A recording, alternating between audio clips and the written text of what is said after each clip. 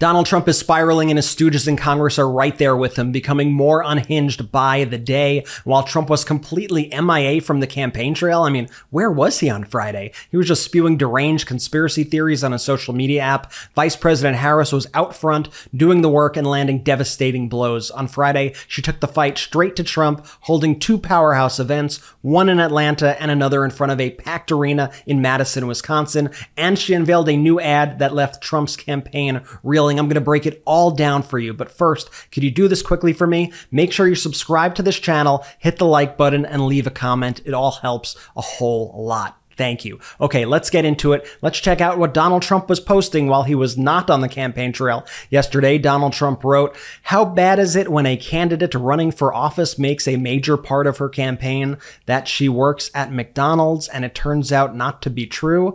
But the worst part is the media refuses to talk about it." Like, what? This is how the guy's spending this key day, like 45 days out from the election, making up lies that Kamala Harris didn't actually work at McDonald's. This is just so bizarre. It's honestly not even worth me giving any more time. So let's see Donald Trump's campaign message that he was delivering on a social media app. This is what Donald Trump, I guess, thinks is the most important issue to the American people. He writes, "I saved flavored vaping in 2019, and it greatly helped people get off smoking. I raised the age to 21, keeping it away from the, quote, kids. Kamala and Joe want everything banned, killing small businesses all over the country. I'll save vaping again."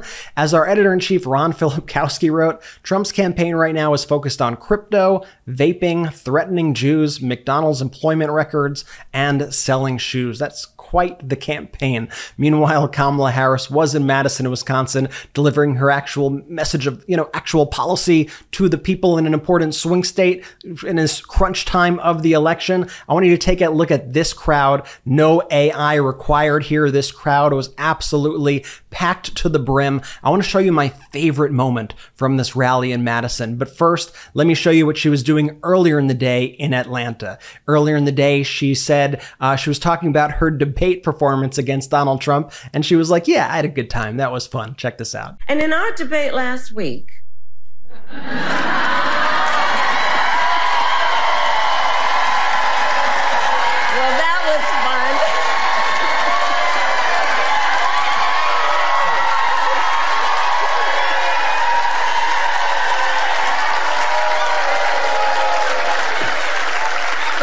and I know everyone here paid attention to the words, though. The words, right?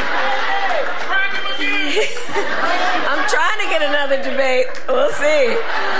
Kamala Harris also discussed some really serious issues at this Atlanta event and spoke about the hypocrisy that shrouds these Republicans who pretend to be like they are in the best interest in women or children.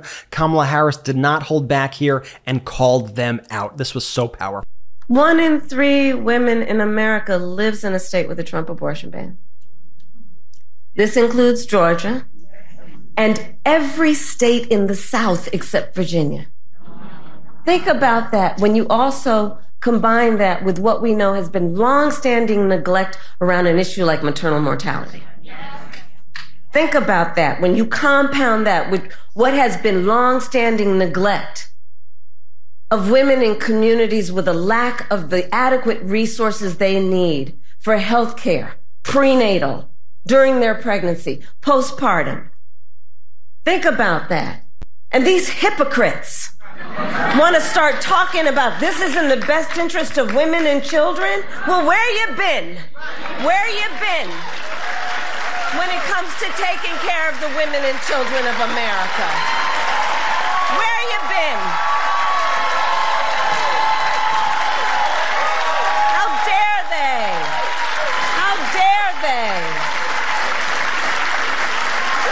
Wow, that was really powerful. So let's check in now at what the Republicans in Congress are doing. Let's check in on Donald Trump's favorite Congress people like James Comer. Oh, look, James Comer was on Fox, and James Comer was mocking Tim Walz's family on Fox, saying that they're scary and look indoctrinated.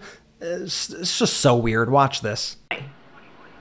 Yeah, that's a scary family there. I mean, it looks like the type of family that's been indoctrinated, and they believe that there's a better way to do business. And, some of the things that the Waltzes have said about China, their affection for China, that's very concerning to me, because we don't want to set our business model like China's. I mean, China's already got too big of a foothold here in the United States, still in our... Okay, James Comer, you want to talk indoctrinated? Well, let's pull up this picture of Lauren Boebert and her family. That's right, that's Lauren Boebert and her family and her kids all holding AR-15s. This, James Comer, is called indoctrination. Whatever it was you were doing is called projection, and it's quite frankly pathetic. If that wasn't enough for James Comer, he then had to go on Newsmax because he was so bothered that Congressman Jared Moskowitz mocked him the other day on the House floor, saying, hey, so you ever gonna bring that impeachment resolution about President Biden? We're still waiting over here. Comer did not like that, and so Comer went on Newsmax to call Moskowitz a clown and said if this was 1,000 years ago, he would be the little person that juggles for entertainment in front of the king. This guy's so weird. Play it. He's just a clown. He's not a serious legislator. I'm stunned that you two aren't close. I figured you guys would be among the closest in Congress. No, my friends are tough guys from Kentucky. You know, I grew up in Appalachia. Moskowitz, I mean, I don't know. He came around 1,000 years too late. If this were 1,000 years ago, he would be in the king's court. He'd be the little person that juggles for entertainment in front of the king, and that's what Moskowitz would have done. He's came around 1,000 years too late. Well, that is going to get clipped and picked up somewhere, Congressman. He also... Jared Moskowitz responded to this on X, Twitter, whatever you call it these days. He wrote, some history, jester's privilege was the ability and right of a jester to talk and mock freely without being punished. I mean, he makes a good point. It's all so stupid. Everything is so stupid here with this Republican Party. It's completely unserious. And that's why I love this new ad that the Lincoln Project released yesterday. They call it the Village Idiot. And they said once every village had an idiot, it took MAGA to make one a leader. This is brutal. Watch. There's an old saying, it takes a village. Every great step this nation took in its history, from civil rights to women's rights, they required community, partnership, the village. But in every village, there's the same risk. The village idiot. And the one thing you never do is let the village idiot call the shots. We did it once. We can't do it again. This November, vote. Your village depends on it.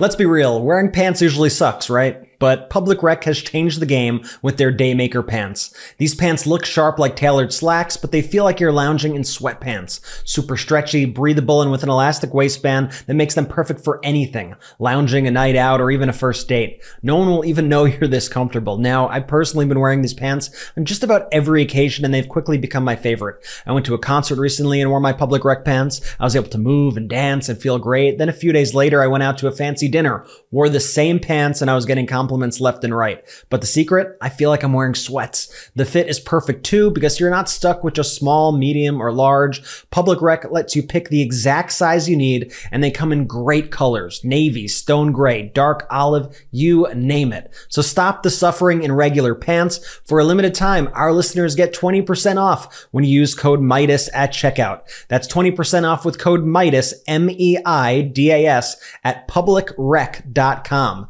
After you purchase, they'll ask where you heard about them. Please support our show and tell them that we sent you. Say goodbye to pants that put up a fight, because when comfort meets style, you found Public Rec. Meanwhile, the Harris campaign launched a 6-figure ad buy criticizing Donald Trump for his support of Mark Robinson. Of course, the story broke this week in CNN that Mark Robinson had used an account on a porn website in which he said he supported slavery, called himself a black Nazi, and it only got worse and weirder from there somehow. Donald Trump still has not distanced himself from Mark Robinson. He's going to North Carolina. I'm not sure if he's going to appear with him or not. He did appear with him the last time he was there. What we do know is that Donald Trump is keeping his endorsement of Mark Robinson, as is the North Carolina GOP. They say they stand fully behind their black Nazi slavery supporter. What a party. Workers, on the other hand, are coming over to Kamala Harris. They are showing their full support. The Pennsylvania Teamsters endorsed Vice President Kamala Harris for president this week. They are bucking what their national chapter did, along with all of these local chapters of the Teamsters. Teamsters, they are speaking out and they are saying Vice President Harris is our person that we want in the Oval Office. There's been this rift in the Teamsters. If you remember, Sean O'Brien, the president of the Teamsters, had talked at the RNC. He gave a speech for Trump one of those nights. He was criticized for it. And a lot of people have been wondering what the heck is going on with Sean O'Brien and the Teamsters, because now we're seeing all of these people speak out in the Teamsters against him and against this decision to not endorse a candidate this cycle. And this one is particularly impactful because it is Teamsters Vice President at Large, John Palmer. He said that in his personal experience approaching the workers in the union, that the union is probably 60-30 or so in favor of Kamala Harris. Watch. A couple of articles today that are bringing into question the methodology. My personal experience in approaching workers in our union is that 60-30 probably belongs to Ms. Harris. Teamsters VP at Large John Palmer also said that the facts are very clear. The 8 rank and file members that were on these roundtables all chose to endorse Kamala Harris. Here it is on CNN. I think our members know the truth, and we've wasted 6-8 months not talking to our members and not sharing the facts. The facts are very clear. The 8 rank and file members that were on those roundtables all chose to endorse Harris. The facts that were provided to those 8 members and the rest of the GEB were overwhelmingly in support of Ms. Harris. So we should have provided those to our members, and we need to do that as soon as possible. Well, John, let me ask. Okay, and I told you that I was going to share with you my favorite moment of Vice President Harris in Madison, Wisconsin. This was so powerful. Vice President Harris did not hold back. Watch. Think about that. Just imagine Donald Trump with no guardrails. He who has vowed to be a dictator on day one. He who has called for, quote, the termination of the Constitution of the United States of America. And let us be very clear. Someone who suggests we should terminate the Constitution of the United States should never again stand behind the seal of the President of the United States. Never again. Never again. And as Vice President Harris's momentum continues to grow, as this campaign continues to soar, it feels like a good time to check in on Trump media, which tends to be an indicator of all things Trump, how things are going in Trump world. So let's check it out. Donald Trump's stock yesterday dropped another 7.82%. This thing every single day keeps going lower and lower and lower. Let's now check in with Donald Trump's lawyers one more time. Let's see what Alina Habba is up to. Oh, Alina Habba is with golfer John Daly, and the two of them are expressing their love and admiration for, quote, Daddy Trump. Watch this. The GOAT of golf, who loves Big Daddy Trump. I love Daddy Trump. Oh! Hey, I just got a great future behind me. That's all I got. We just love our country. We do love our country. We love our country! Vote Trump! Yeah, that's some weird stuff.